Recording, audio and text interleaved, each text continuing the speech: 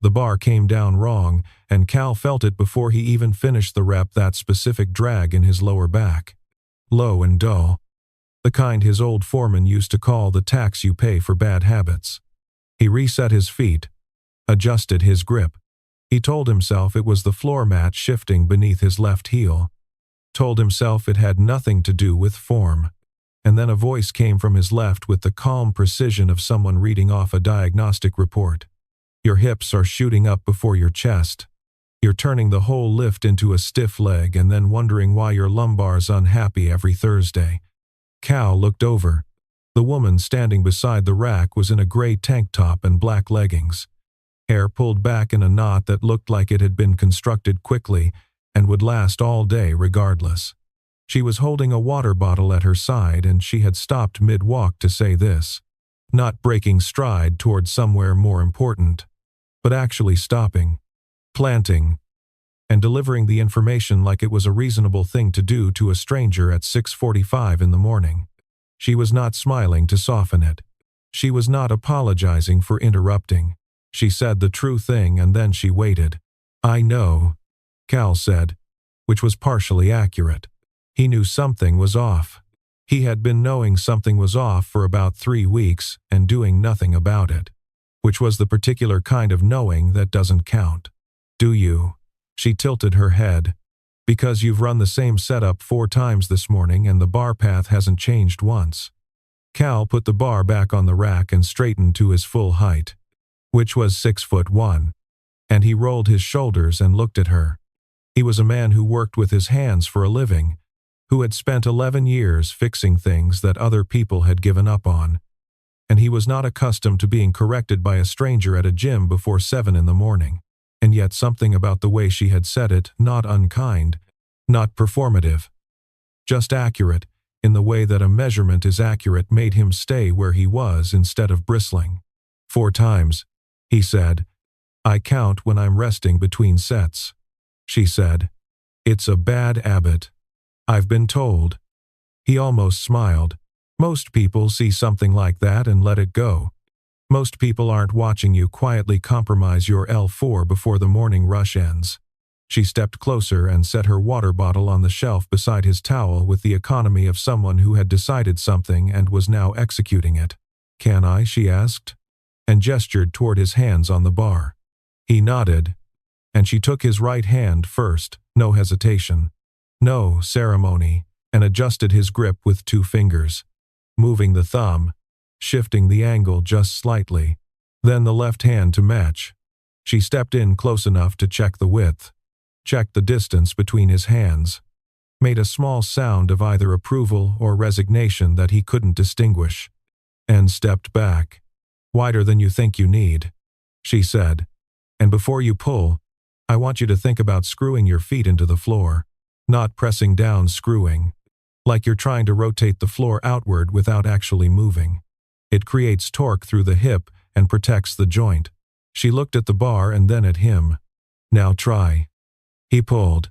The bar moved differently than it had moved any of the 4 previous times. His chest stayed up. His hips didn't shoot. His lower back said nothing, not the absence of pain exactly, but the absence of that specific tax his foreman used to mention.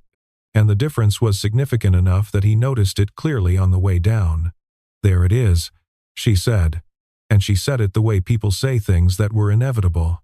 Cal held the bar at the bottom of the range and then stood back up, slowly, paying attention to every part of the movement the way you do when something has just been corrected and you're trying to memorize the correct version before you lose it. He re-racked and turned to look at her. How long have you been doing this? He asked. Lifting or correcting strangers mid-set? Either. 8 years lifting, she said, and approximately 4 minutes correcting you specifically. So the sample size on the second one is limited. He looked at her for a moment. She looked back with the particular patience of someone who is not in a hurry and does not feel the need to fill silences with performance. Most people who gave unsolicited advice in gyms either wanted credit for it, or wanted to be told they were right, or wanted something from the exchange. She seemed to want none of those things. She had corrected his form because it was wrong and she had noticed, and leaving it alone would have been the stranger choice. "Cal," he said, and extended his hand. She looked at it, then shook it. "Maya, do you work here?" "No. I just have opinions." She picked up her water bottle. "You should do 2 more sets at this weight before you go heavier. Let the body remember the new pattern before you load it more." "Is that what you'd do?" "That's what anyone with functioning proprioception would do," she said, and started walking back toward the cable machines. And then she paused at the end of the rack row without turning around. Same time Thursday. Cal opened his mouth to say something reasonable, like he'd have to check, or sure if I'm in the area, or some other version of not committing that would protect him from the specific exposure of saying yes to a question he hadn't been asked before. But she was already moving again by the time the reasonable thing formed, and he said sure to her back, and she raised 2 fingers in acknowledgement without turning around, and he was left at the rack with his hands still resting on the bar. He stood there for a moment replaying the last 8 minutes. He was reasonably certain he had just agreed to a standing gym appointment with a woman he did not know, whose last name he did not know, who had walked up to him and started adjusting his hands without introduction, and then scheduled a follow-up. He was also reasonably certain that somewhere in the exchange he had failed to be confused by this in the normal way. And that felt like information worth sitting with. Across the gym, Kevin, the personal trainer with the certification board and the laminated schedule at the front desk, was finishing a consultation with a new member. Kevin had been standing 12 feet from Cal's rack for at least part of the last 8 minutes. Maya had walked past Kevin without making eye contact. Cal noticed that. He filed it next to the other things he was not yet sure what to do with and went back to his sets. He was not checking the clock on Thursday morning. He checked it at 6:08 when he was brushing his teeth, and at 6:19 when he was looking for his left shoe, and at 6:31 when he was sitting at a red light with no particular reason to know the time, and then he stopped checking because the pattern was becoming legible to him in a way he preferred to avoid. He got to the gym at 6:38 and she was already there. She was on the rowing machine in the second row, working at a pace that looked sustainable rather than urgent, and she did not look at the door when he came in. He noticed that she didn't look, not because it was significant, but because he was noticing things about her in general now, cataloging them the way he cataloged the behavior of machines that he hadn't yet diagnosed. The way she moved was economical. Nothing performed. Nothing wasted. She was there to do a specific thing and she was doing it, and the rest of the room could arrange itself however it wanted. He changed his shoes at the bench near the entrance, near the free weights. A woman he hadn't noticed before was standing with a training log open in one hand, writing something in the margin. She glanced up at Cal when he passed, and then looked deliberately back at Maya with an expression that managed to convey an entire private conversation in a single flicker of eye contact. Cal filed this too and kept walking. He warmed up on the stationary bike, which he almost never did, and told himself it was because his knee had been stiff in the morning, and not because it gave him a clear sight line to the rowing machines. At 6:51, Maya finished her row, racked the handle, picked up her towel, and walked over to him with her water bottle in hand and no particular urgency in her stride. "Bench today," she said, getting straight to the operative information. "I need a spotter." Cal looked toward the free weights area. "Your friend over there with the notebook." "Priya," Maya said. "Priya tore her rotator cuff last April. She's on a modified upper body program. She can't take the bar if I miss." She said this the way people explain things that are not open to revision. "You have the height and the pulling strength to catch it safely. And you were coming in today anyway." "I was coming in today anyway," he said. "Is that a problem?" He thought about it for genuinely less than a second. "No problem," he said. The bench press station was in the back left corner of the weight room, away from the morning foot traffic, against a wall with mirrors running the full length on 2 sides. Cal positioned himself behind the rack the way he'd seen it done, feet shoulder width, hands ready and low, close enough to catch but not so close that he was hovering. Maya loaded the bar with more weight than he'd expected and lay back on the bench with the unhurried focus of someone who had done this enough times that the preparation was muscle memory. She set her shoulder blades. He watched her do it. He watched the deliberate press of her upper back into the pad, and she took the breath and she pressed, and the bar moved cleanly, tracking straight up and then straight down, and his job for the duration of each rep was to do nothing except be there, which he had assumed would be simple. It was not simple. Being there, it turned out, required a very specific quality of attention present enough to catch anything that went wrong, restrained enough not to reach when nothing had gone wrong. And there was something about the deliberateness of that restraint, the choosing to hold still, that made him aware of holding still in a way that normal stillness didn't. She re-racked after the first set and looked at the ceiling. Good. Good, he said. Rest 2 minutes. She said. I'll tell you when. He waited. She breathed. Priya materialized from the direction of the cable station and said something in a low voice near Maya's ear, and Maya made a small gesture toward the log without looking up. And Priya wrote something in the margin and then looked at Cal with an expression of such studied neutrality that it was itself a kind of communication. She went back toward the cables. Maya's mouth pulled at the corner, not quite a smile, more like the suppression of one. What did she say? Cal asked. She asked if I needed the spot or the company. Maya said, and unracked the bar for her second set. Keep your hands ready. He kept his hands ready through the second set and the third, and she didn't miss, and he didn't have to catch anything. And afterward, she sat up and rolled her neck, and he stepped back to give her space. And in stepping back, he misjudged the distance to the weight tree behind him, a simple error of spatial awareness. The kind that happens when you've been paying attention to something that isn't the ground behind you, and his heel caught the base of the tree, and he grabbed the rack to steady himself. Maya's hand landed on his forearm at the same moment his hand found the rack. It was a reflex. He knew that a person near you stumbles. You reach.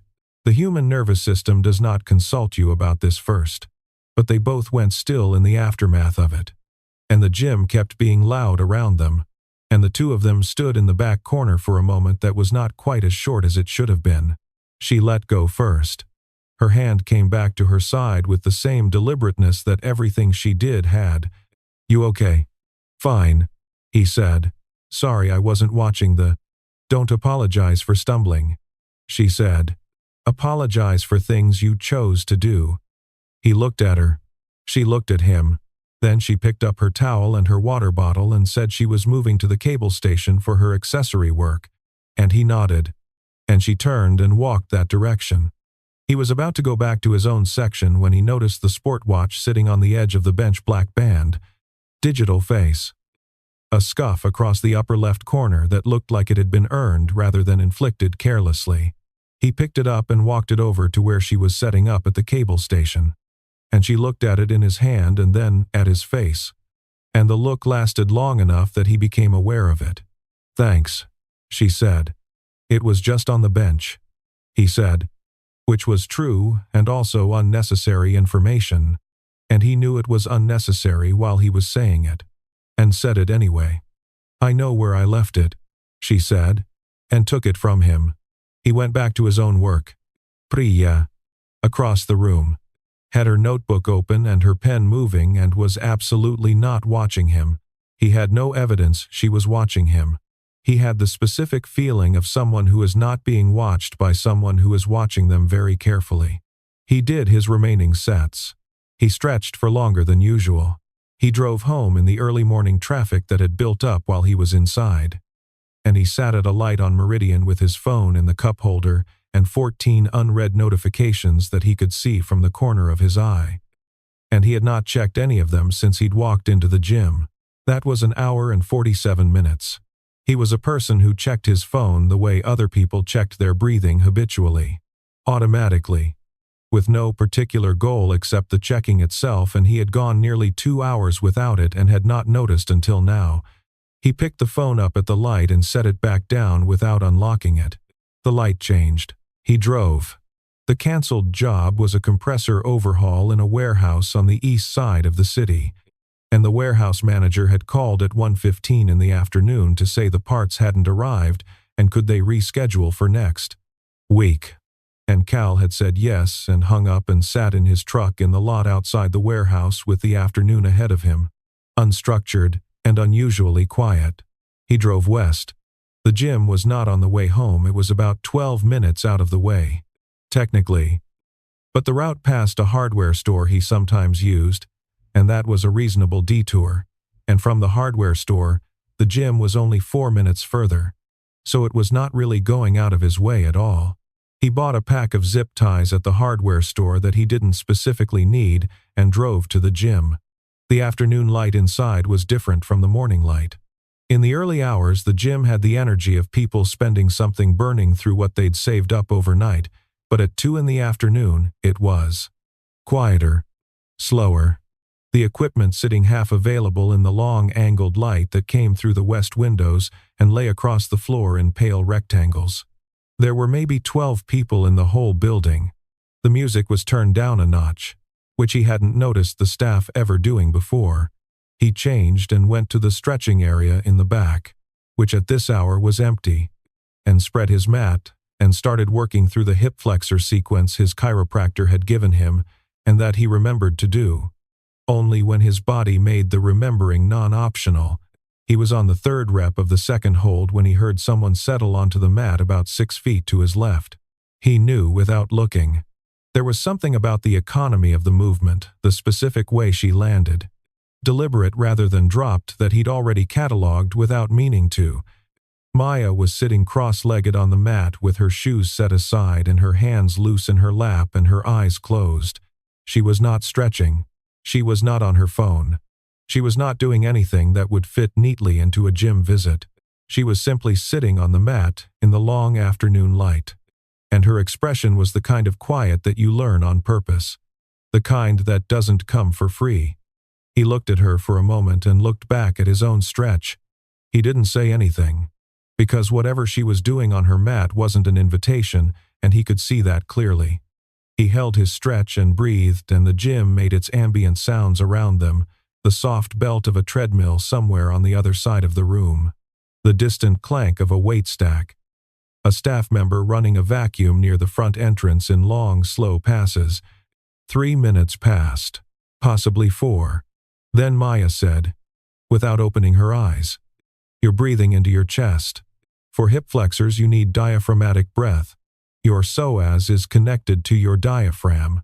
If the diaphragm's locked, the psoas stays locked." "I'm aware," Cal said. "Are you working on it?" He took a different breath, lower, slower, letting his belly expand before his chest, and felt something in his left hip release. A held tension he'd been carrying for long enough that he'd stopped registering it as separate from his normal state. He was briefly, genuinely irritated by how much of a difference it made. "You don't usually come on Wednesdays," he said. "You've been tracking my schedule," she said it without any edge in it, genuinely curious, maybe mildly amused. "You come Monday, Tuesday, Thursday, Friday, sometimes Saturday for what looks like accessory work." She opened one eye. "And you know this how?" "I notice patterns," he said. "It's a professional habit. Things that repeat tell you something." She closed the eye again. "My afternoon cleared," she said. "A client rescheduled." "You have clients?" "I'm a physical therapist," she said. "Private practice. Mostly outpatient orthopedic. 3 days a week in clinic. 2 days remote consults." She stretched her legs out in front of her slowly and folded forward over them. "The gym isn't work for me. It's the opposite." "What does the opposite of work feel like?" She was quiet for a moment, long enough that he thought she was deciding whether to answer or redirect. Then she said, still folded forward, "Like having a body instead of just managing one." He sat with that. Outside the west windows, the light was moving the way it moves in late November afternoons, shifting from gold toward something cooler, and the long rectangles on the floor were stretching longer, "Why this gym specifically?" he asked. She came back up from the forward fold and sat straight, and she looked at the far wall with an expression that was both present and a little far away. The specific look of someone accessing something they keep at a slight distance for functional reasons. "My mother died 4 years ago," she said. "Heart disease." She was 53 years old and she had been to the doctor the previous year for a checkup and they had told her she was fine. She said this without bitterness, not because there wasn't any, Cal suspected, but because she had made some arrangement with it. "I went running the week after her funeral because I didn't know what else to do with my body. I ran every day for 6 weeks. And then I started lifting because running was starting to feel like running away from something instead of toward anything. And lifting felt different. It felt like building." She paused. "And this was the gym that was open at 5 in the morning when I needed something to be open." Cal did not say he was sorry. He did not say it must have been so hard or that sounded so difficult or any of the reflexive condolences that are true and useless in equal measure. He stayed on the mat for what he judged to be enough time that his staying was its own kind of acknowledgement.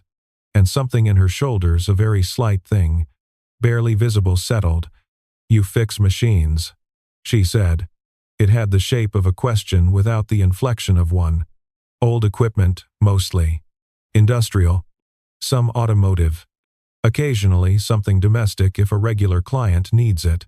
Things people have decided aren't economically viable to repair." He looked at his hands. There was grease worked into the crease of his left thumb that he hadn't gotten fully out that morning despite his best efforts, which was common enough that he'd stopped being embarrassed about it in most contexts. "I find what's wrong with them and I fix it. And then someone else uses them for another 10 years. She was looking at his hands too. "You're a fixer," she said.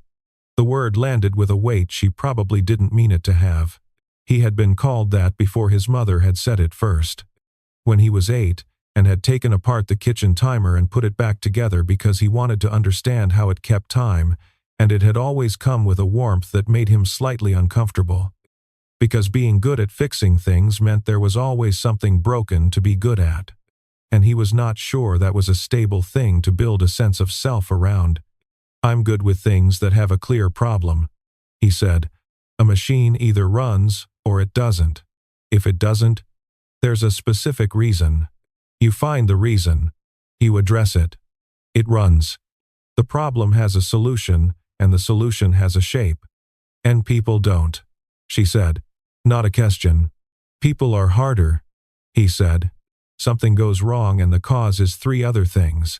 And you fix one, and it changes the load on 2 others, and sometimes fixing the obvious problem makes a different problem appear that was only hidden because the original one was covering it. That's also true of bodies," she said. "I imagine it is."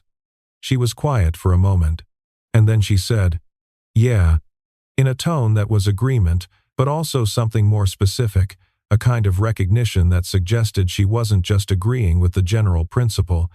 They stayed on the mats for another 20 minutes or so, moving through their respective routines without the usual gym pressure of equipment, turnover, and morning schedules, and the sense that time was being spent against an invoice.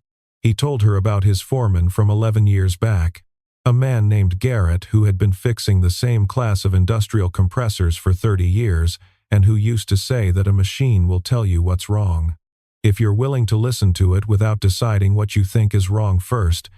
She told him about a professor in grad school who had said something similar about patients, that most diagnostic errors happen when the clinician decides too early.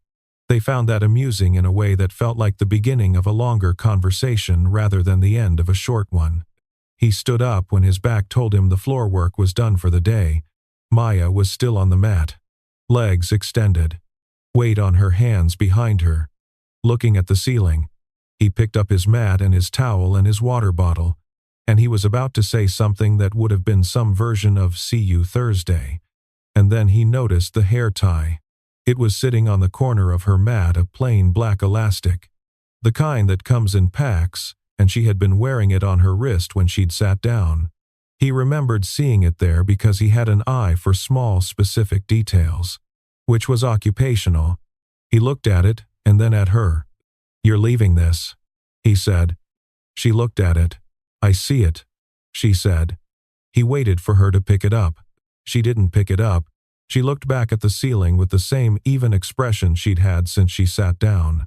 He stood there for a moment with his bag in his hand, and the hair tie on the corner of her mat, and the afternoon light doing its slow work on the floor. "See you Thursday," he said. "See you Thursday," she said. He walked to the locker room. He did not look back, but he carried with him the question of why she had left it there, and why she had looked at it and known and not picked it up, and why he had not asked. All three of which seemed to be parts of the same question that he wasn't ready to ask directly. Thursday came, and Cal was there because Thursday was what they had, and he was a person who showed up to things he had agreed to. That was the complete explanation. He was not examining it further. The gym was back to its regular morning density, every squat rack occupied. The cardio floor running at full capacity. The sound system turned up to compete with the ambient noise of 40 people moving weight before their workdays started. He came through the door at 6:37 and did the thing he had been doing for 3 weeks now without quite admitting it. He scanned the room before he went to change his shoes. Maya's bag was at her usual station. The gray pack with the scuffed water bottle clipped to the side, and the resistance band looped through the top handle. The bag was there, but she wasn't. She was in the cable station alcove, which was a partially walled section on the left side of the weight room with 2 cable machines and a wall that didn't quite reach the ceiling and had the acoustic property, as Cal was about to discover, of carrying sound outward rather than containing it. He was walking toward the free weights. He was perhaps 15 feet from the alcove entrance, passing the row of benches that ran parallel to the wall, when he heard Priya's voice. Priya was not projecting. She was speaking in the tone people use when they believe they are in a private conversation, which is a moderately low tone that in this particular corner of this particular gym, with the wall behaving as it did, carried quite clearly. "You've been watching him since day one," Priya said, "and you finally made your move." Cal stopped walking. He stopped with 1 foot forward and 1 foot back, and his bag over his right shoulder and his hands free, and he stood between 2 rows of equipment and did not move. A pause. Then Maya's voice. Quieter. More controlled. "I asked him to check my form." "Right," Priya said. And the word had the weight of a closing argument. "And before that you memorized his schedule. You moved your station from the 3rd row to the 1st. And you specifically walked past Kevin, who has a board certification and a laminated schedule posted at the front desk, and has offered to help you at least 4 times to ask the mechanic in the corner who you had never spoken to." The cable machine made a small sound, the pin shifting in the weight stack. "You don't have to announce it like it's a verdict," Maya said, and something in her voice was different from the voice he usually heard, less steady, more careful. "I'm not announcing it," Priya said. "I've known since week 2. I'm confirming it out loud for the first time, which is a different thing." Cal stood between the equipment rows and looked at the exit, and then at the alcove, and then at the exit again. He was not angry, or there was something in him that had the temperature of anger without quite having its shape, because anger implied someone had done something wrong, and he was not certain anyone had done anything wrong. What he was experiencing was more like the sensation of a room rearranging itself while he was standing in it. The furniture moving to new positions that made new sense of the room but left him disoriented about where to stand. 3 months. He had spent 3 months arriving at this gym at 6:30 in the morning and conducting himself with the specific care of someone who understands that a gym is a place you see the same people every week, and making things uncomfortable for those people is a failure of basic consideration. He had watched himself with the attentiveness of a person who knows his own tendencies and has made decisions about them. He had talked himself past things, past the Wednesday afternoon on the mats, past the coffee place 3 blocks south that he had noticed and not mentioned, past about 100 small moments that he had processed and filed and left where they were. He had done all of this because he did not want to be a problem for her. And she had known. She had been in the room with him since day one, his words. Priya's words. Apparently the words that most accurately described the situation, and she had arranged things. She had moved her station. She had memorized his schedule.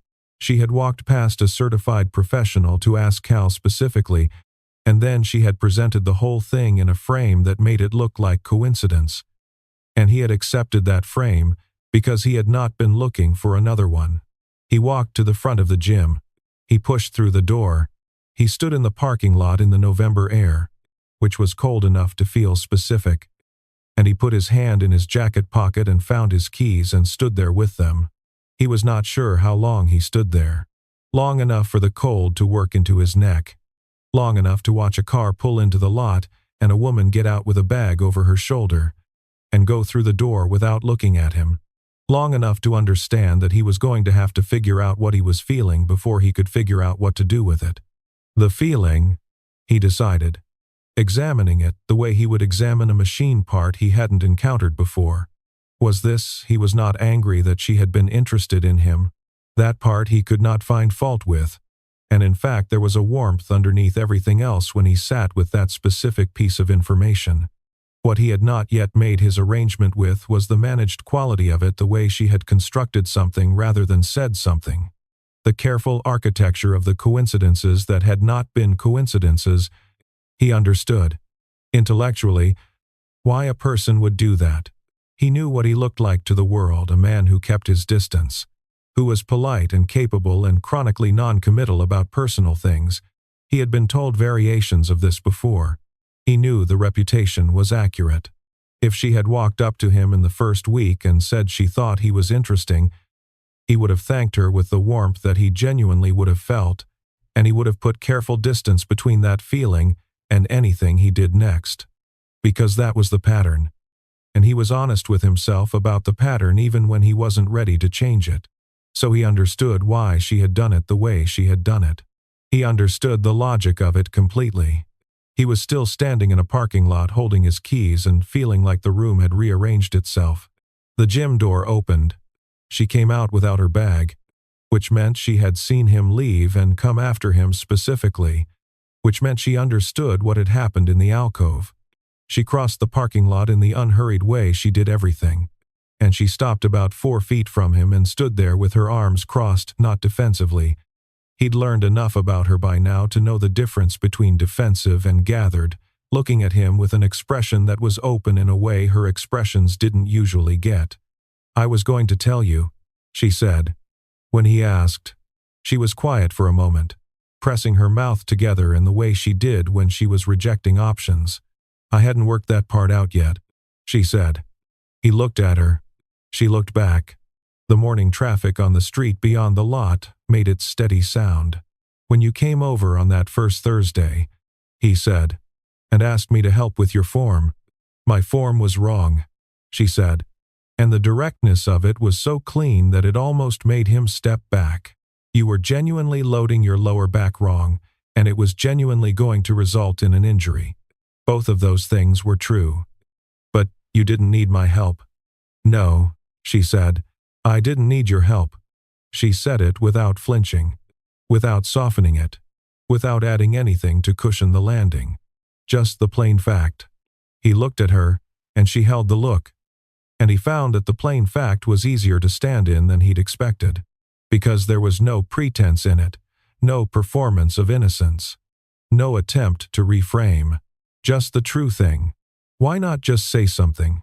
he said, and it came out softer than he'd intended, less an accusation than a genuine question. She took a breath. "Because I watch how people move," she said.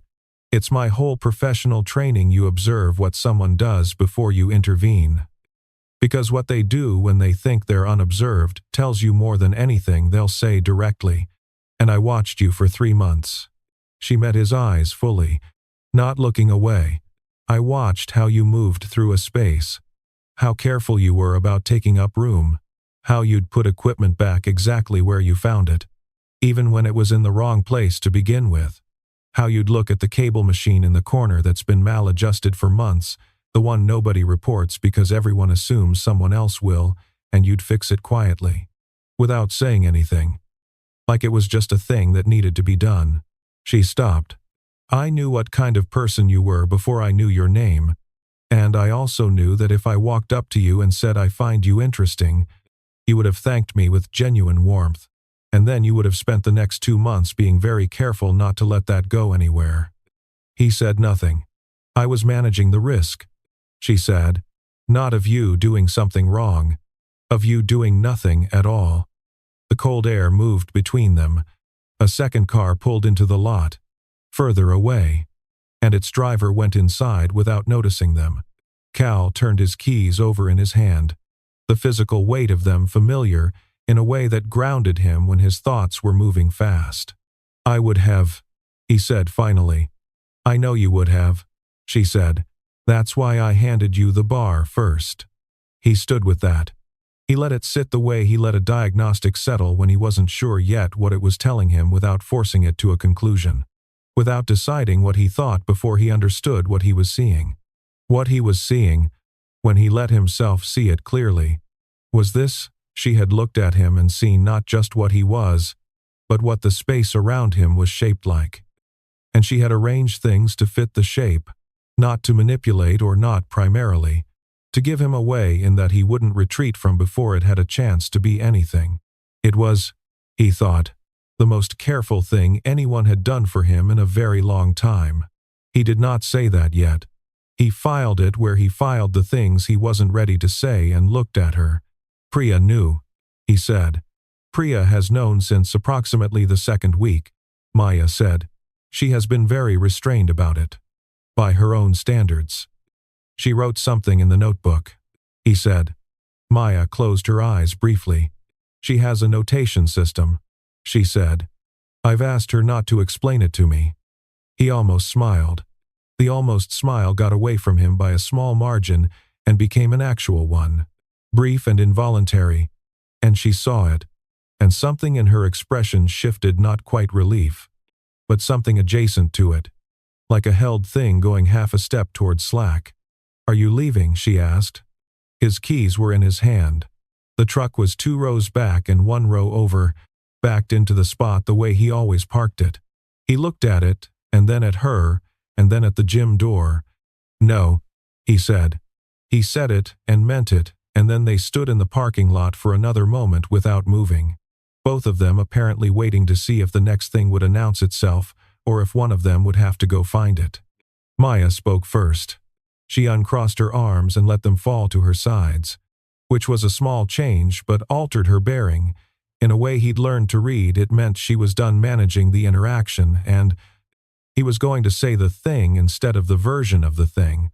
I picked you, she said, because of how you look at machines. He waited. Not when you're using them, she said. When you're fixing them, I've seen you come in with grease still on your hands, you get most of it off, but there's always a little in the left thumb crease, and you'll spend time adjusting that cable machine in the corner that everyone else walks past. And you do it the same way every single time, like it matters. Like the fact that it isn't yours doesn't change whether it deserves to be fixed. She looked at him steadily. Most people walk past things that are broken and not their problem. You stop and fix them without making an announcement about it. He was quiet for a moment. The morning was doing something to the parking lot, the early light at this angle making the ordinary concrete look like it had more depth than usual. Or maybe he was just paying more attention to surfaces than he normally did. It's a bit, he said. I know it's a habit, she said. That's exactly what I mean. It's so habitual that you don't even register it as a choice. But it is one. She looked at him. And I watched you make it for 3 months and I thought that's someone I want to know, not because you're interesting in a general way, because you're specifically that. He had been looked at in his life. He had been found attractive, had been told he was easy to talk to, had been described as solid, as dependably, as the kind of man you'd want on your side. He was familiar with most of the shapes that compliments could take, and he had learned to receive them without letting them mean too much. Because things that meant too much had a way of making you reckless about them. This was different. This felt less like a compliment and more like a precise description of something she had actually observed. And the specificity of it, the left thumb crease, the cable machine. The way she had counted the observation across 3 months made it harder to deflect than the other kinds. He said, "I thought I was being respectful." "You were," she said. "You were so respectful you almost erased yourself." He exhaled. "I didn't want to be the person who made your gym weird." "I know." She looked at him with a patience that was the particular kind you earn by being right about something for long enough that it stops being a point of pride and just becomes the shape of the situation. "Cal, I moved my station 2 machines closer and memorized your Monday, Tuesday, Thursday, Friday schedule. The situation was already specific. You just didn't have all the information. That seems like important information to not have." "In retrospect," she said. "Yes." There was something in her tone not quite sheepish, because sheepish wasn't really in her range, but something adjacent to it. An acknowledgement of a specific category of error. "I have a bad professional habit of observing first and intervening only when necessary. It works extremely well in clinical settings. It's not a perfect personal strategy. Priya has told you this. Priya has a whole page in the notation system about this," Maya said. He laughed. It came out shorter and more genuine than he'd intended. And she smiled, not the controlled one, the full one. The one that changed her face in the way he'd been filing away without intending to, and they stood in the parking lot in the November morning looking at each other with the specific quality of 2 people who have just passed some kind of threshold and are both aware of it. "There's a coffee place 3 blocks south," he said. She looked at him. Something in her expression shifted to something he didn't have a full word for yet, something open and certain and quieter than he'd expected. "I know the one," she said. "It's not great. But it's close," he said. "But it's close," she said. They drove separately, which made logistical sense, and also gave him 3 blocks of driving to exist in the gap between the parking lot and wherever the coffee place was going to put them. He parked just after she did, and they walked to the entrance, and she pushed through the door and held it. And he went through. And the inside was warm in the blunt way of places that aren't trying to be atmospheric fluorescent overhead lights, and a counter with a handwritten menu board and 4 small tables in the back where the light was. Warmer from a lamp someone had plugged in next to the window. They ordered at the counter. He paid before she'd finished deciding.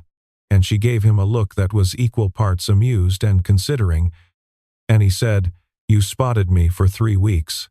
And she said, "That's not how that phrase works." And he said, "I'm a mechanic. I use words how I want."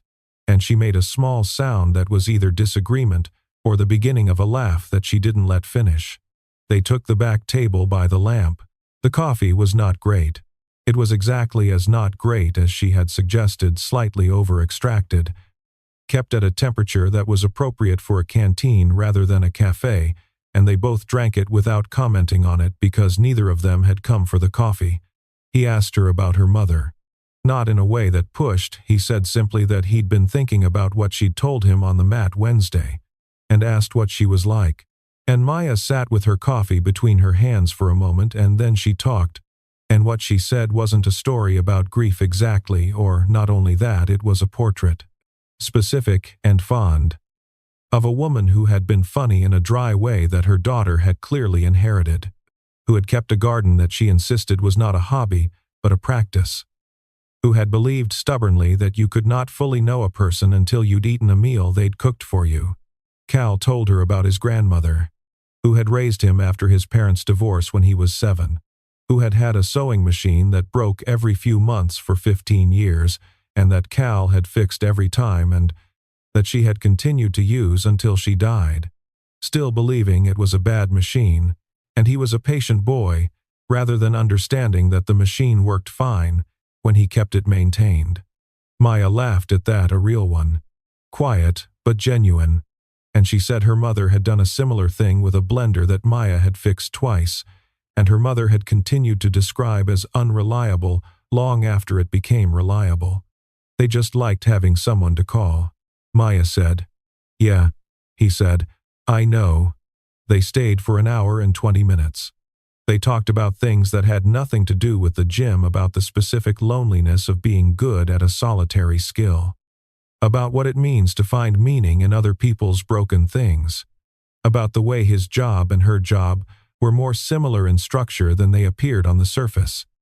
Both of them essentially about listening to something before deciding what was wrong with it. They talked about his truck, which was 14 years old and in better shape mechanically than most 2-year-old trucks because he'd been maintaining it himself from the start. They talked about her apartment, which had south-facing windows and enough light in the afternoon that she grew herbs on the sill that were technically thriving and practically invasive. At some point during all of this, without either of them marking the moment, his hand had moved from his coffee cup to the surface of the table. It was just flat there, open, not addressed to anything. And Maya looked at it and then looked at him and then put her hand over his 2 fingers. The same contact she had used to adjust his grip on the bar the first day. Efficient and deliberate and without wasted motion, except that this time she didn't take her hand back. He didn't move. She didn't move. Outside the window, the November street kept going in the direction it was going. People in coats with coffees of their own moved past on business, entirely unrelated to 2 people sitting in the back corner of a not-great cafe. With their hands on a table in the light of a lamp someone had plugged in next to the window, he looked at their hands and then at her face, and she was looking at him with an expression that was so fully present it made him want to stay exactly where he was and not move for a very long time. Eyes as warm as the lamplight, reaching them from across the table, as steady and certain as something that has been true for longer than either of them had named it. "Thursday," he said. She looked at him. "Same time Thursday," he said. "I'm saying it out loud this time." She tilted her head in the way that meant she was deciding between options and had picked the more honest one. "I already know your schedule," she said. "I know you know," he said. "I'm saying it anyway." She held his eyes for a moment with the expression he was still working on a full word for something quiet and open, and a little like relief, and a little like the end of a long effort that had been worth the effort. Then she said, "Same time Thursday," and turned her coffee cup in her hands. And he felt the weight of her hand on his, and the warmth of the lamp and the not great coffee doing what it could. And all of it was completely ordinary and exactly right. Love is not always the person who reaches through chaos to catch you. Sometimes it is the person who has been watching you load the bar wrong for weeks and finally says something. Who memorizes your schedule not to own it but to understand it. Who builds you a door to walk through because they have watched you long enough to know you need to arrive at things at your own pace. Sometimes love looks like a corrected grip and an honest admission, and a coffee that is not great but is 3 blocks from where you both already are. What is one thing you have been watching from a distance? Telling yourself you are being respectful, when the truth is, you are managing your own fear. Leave it below. Let's figure out what to do with the bar.